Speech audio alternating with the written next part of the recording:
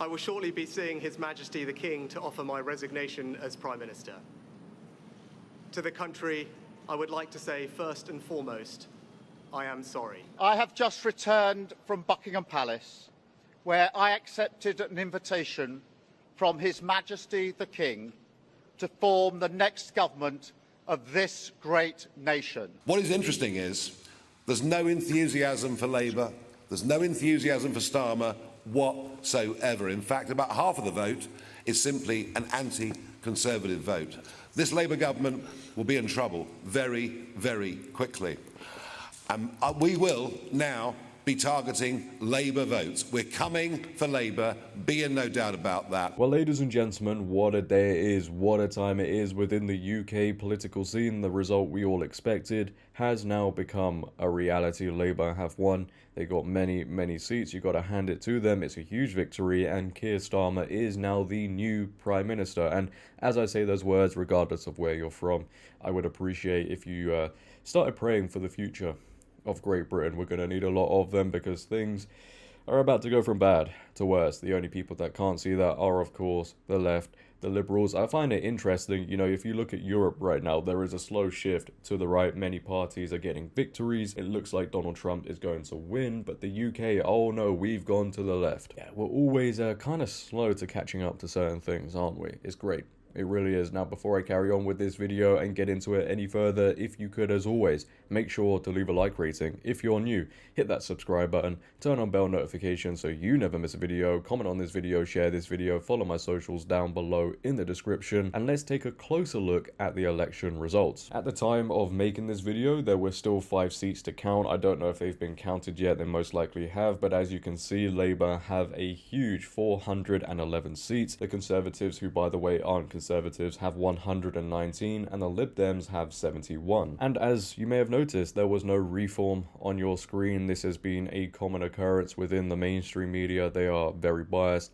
They don't want to talk about reform in a positive way. They are calling it far right, as they always do with anybody with common sense. But if we take a look at their results, you can see Reform have won 4 seats with over 4 million votes and have a 14.3% share of the votes. Now, this is very important because the Liberal Democrats have close to 3.5 million votes, as you can see, with a 12.2% share of the votes as a whole, but were able to take 71 seats. And this will be something I think Reform will be pushing to change. They will want change within the UK political system, because to have a higher percentage than the Lib Dems, more votes, but to only take 4 seats and they get 71, yeah, watch out for that to be highlighted in the years to come. And we'll be getting into Nigel Farage and Reform later on in the video, but back to Keir Starmer and Labour winning. You know, there is going to be this massive misconception that people voted for Labour because they love Keir Starmer. They want Keir Starmer. Nah, that isn't the case. Let's take a look at this poll that was done in 2017. I know it was a while ago, but the main reason, as you can see, for people voting according to a poll was because of Labour's manifesto. But if you look at this election and the reason why people voted for Labour, it was simply to get the Tories out. Now, yes, the Tories have been shocking. They have been disgraceful, and I am happy they are gone. And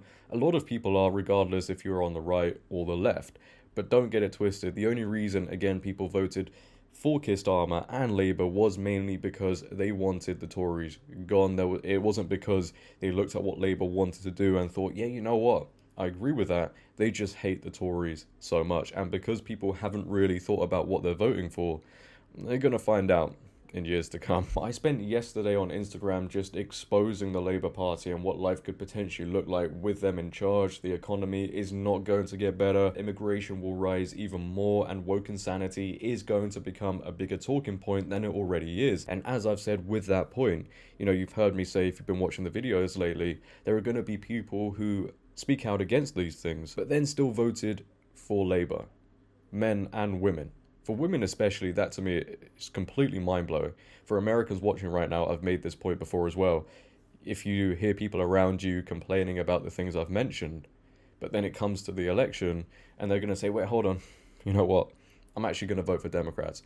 It doesn't make sense, does it? It is complete nonsense. But what is also concerning is the turnout for this election. You know, for a very important election, I think many people can realize that.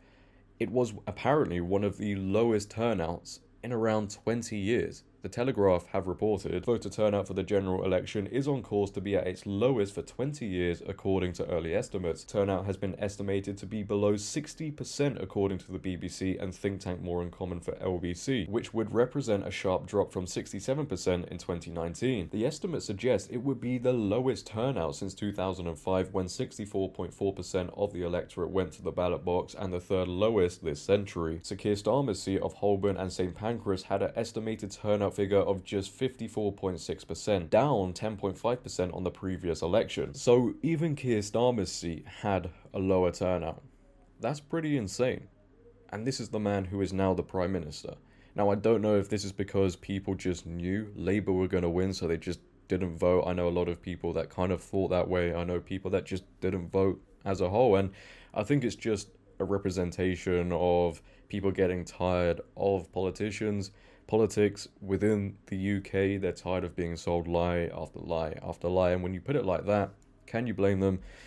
I don't think so. I do think personally people should vote, but it is no surprise this is happening. And I think it will be a trend that continues to go on and on, especially with younger generations, because they don't really care about politics. You know, a vape can hold their attention for longer. So it's very concerning to see that people aren't turning up as much as they used to. But let's move on to the positive. We've got all the negative out of the way. Let's get into the good parts now. Reform had a huge night. I think it was very successful, as do a lot of people. You know, you have to remember, they only campaigned with Nigel Farage for what, 4 weeks and a bit, and he's now in Parliament. He won in Clacton, and as a whole, they got 4 seats. Sky News report, Nigel Farage elected as MP for first time on night of breakthrough for Reform UK. Nigel Farage has warned he's coming for Labour, and I cannot wait after being elected as an MP for the first time on his 8th attempt. The Reform UK leader will represent the Essex seat of Clacton, having won by a majority of nearly 10,000 votes. Mr Farage clinched a victory with 21,225 votes, taking the seat from the Conservative, who came second with 12,800.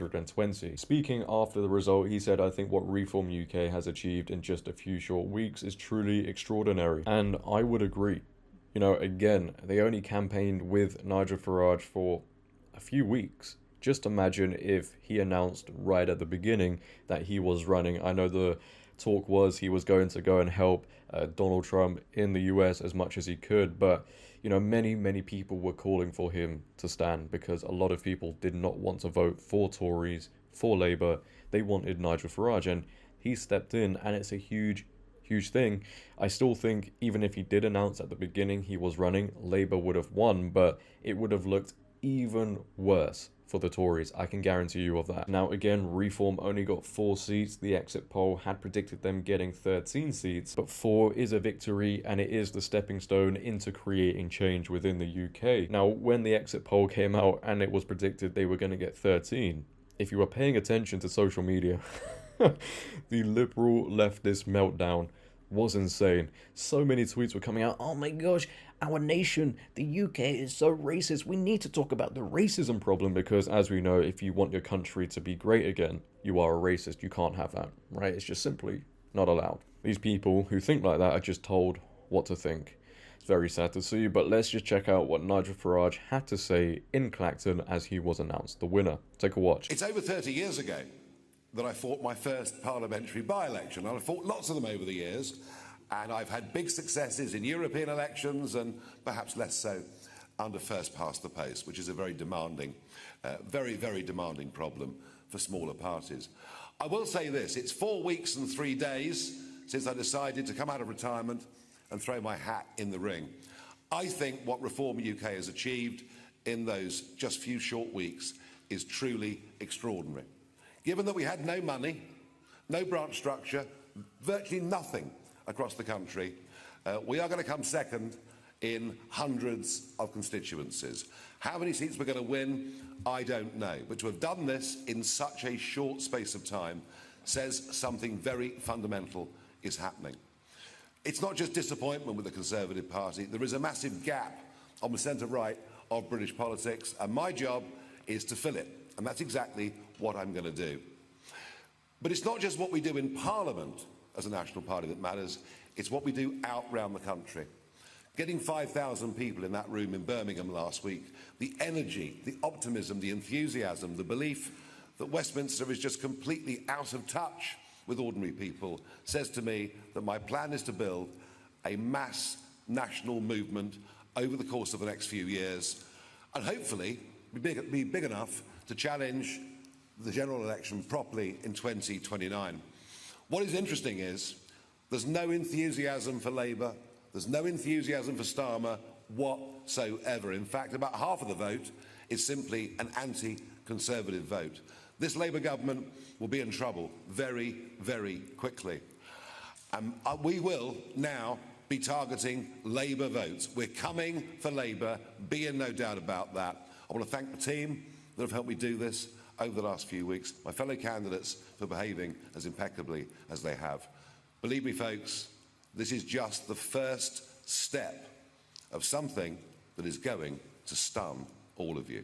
Thank you very much. You know, whilst it may be a very gloomy day as Labour have won, I think the weather reflects that. Very coincidental. It's going to be interesting, the more I think about it, seeing Nigel Farage versus Keir Starmer in debates now. Boy, Starmer is in for a tough time. But then again, I think so are we. You know, we all know what Labour stand for. We all know what agendas, ideologies they want to push. And I think we're going to have to get through the tough times to obviously get to the better times. And hopefully when people experience these times, the shift will happen like we've seen in Europe. But I do think we will catch up. It's just the election now is in 2029. That's our next one. So we've got to put up with, you know, Labour's crap for the next 5 years or so.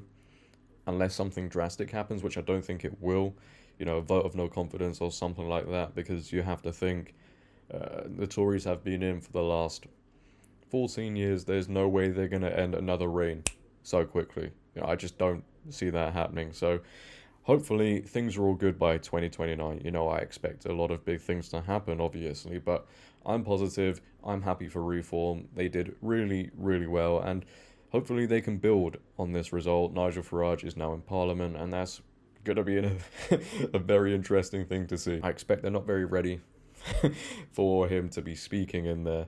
And, you know, if you pay attention to the headlines, I don't know if it's true, but, you know, Conservatives and Labour, they're actually pretty worried about the popularity of Reform, and it's only going to grow, in my opinion. But leave your thoughts down below, ladies and gentlemen. What are your thoughts on the election? Who did you vote for? Are you happy potentially if you're watching that Labour one? I don't know why you'd be watching my videos if you're happy about that. But leave your comments down below anyway.